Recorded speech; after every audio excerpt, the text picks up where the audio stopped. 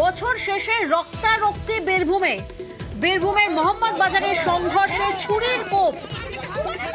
দুই পরিবারের মধ্যে সংঘর্ষ এবং যে সংঘর্ষে ছুরির কোপ, বছর শেষে একেবারে রক্তারক্তি বীরভূম।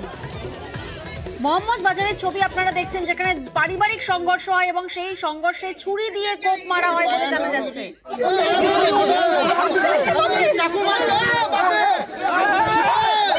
তুমি ছেড়ে দাও।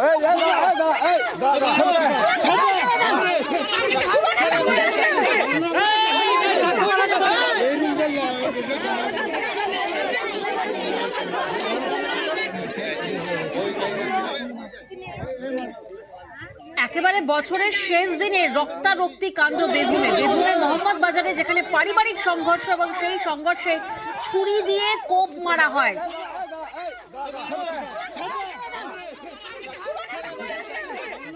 বীরভূমের মোহাম্মদ বাজারের ছবি আপনাদেরকে দেখাচ্ছি। যখন একদিকে ফেস্টিভ মুডে রয়েছে গোটা রাজ্য, তখনই অন্যদিকে কিন্তু রক্তারক্তি কাণ্ড বীরভূমের মোহাম্মদ বাজারের। সুপ্রদীপ এই মুহূর্তে আমাদের সঙ্গে রয়েছেন, সুপ্রদীপের কাছে যাব সরাসরি। সুপ্রদীপ, এই পারিবারিক সংঘর্ষের কারণটা ঠিক কি? দেখো, যে ছবি আমরা দেখাচ্ছি সেই ছবি হচ্ছে বীরভূমের মোহাম্মদ বাজারের ভাঁড়কাটা বলে যে গ্রাম রয়েছে সেই এলাকার, এবং সেখানে একটি জমি রয়েছে।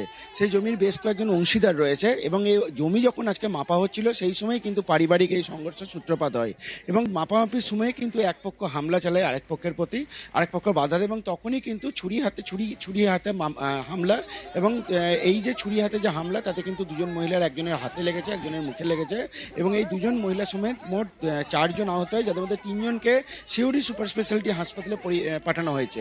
আর এই ঘটনার পরেই কিন্তু এলাকায় ব্যাপক উত্তেজনা তৈরি হয়, এবং সেখানে মহম্মদবাজার থানার পুলিশ পৌঁছায়। তারাও কিন্তু তদন্ত করছে ঘটনার। তবে যে ব্যক্তি, যে আমরা দেখাচ্ছি যে ছুরি নিয়ে হামলা চালিয়েছে, সেই ব্যক্তি কিন্তু ঘটনার পর থেকে পালিয়ে গিয়েছে, এবং তার খোঁজে পুলিশ ইতিমধ্যেই তল্লাশি শুরু করেছে। কারণ যে ধরনের যে ছবি দেখা যাচ্ছে, যে ছুরি হাতে হামলা, সে হাতে কেন, সেটা কিন্তু পেটেও লেগে যেতে পারে বা বুকেও লেগে যেতে পারে, সেক্ষেত্রে কিন্তু গাড়ি মারা যাওয়ার মতো ঘটনা ঘটতে পারে। তবে এই যে ঘটনা ঘটেছে, তারপরে কিন্তু স্থানীয় বাসিন্দারা দৌড়ে আসে, এবং যে ছুরি হাতে হামলা করেছিল সে পালিয়ে যায়। বেশ, অর্থাৎ বছর শেষে একেবারে রক্তারক্তি কাণ্ড বীরভূমের মোহাম্মদ বাজারে, শুধুমাত্র জমি নিয়ে পারিবারিক বিবাদ, তার জেরে।